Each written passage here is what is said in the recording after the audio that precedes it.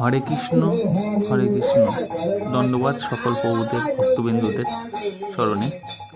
দেখুন কীর্তন হচ্ছে, কীর্তন হওয়ার পর প্রসাদ পেতে বসলাম। পদ্মপাতায় সকলকে প্রসাদ দেওয়ার জন্য পদ্মপাতা দিতে লাগলো এবং সকলে আমরা বসে আছি প্রসাদের জন্য। এরপরে জলের বোতল দিল প্রসাদ পাওয়ার আগে, জলের বোতল। এরপরে পোলাও ভাত, তার সঙ্গে লাল শাক এবং আলুর দম দিয়ে শুরু করলাম।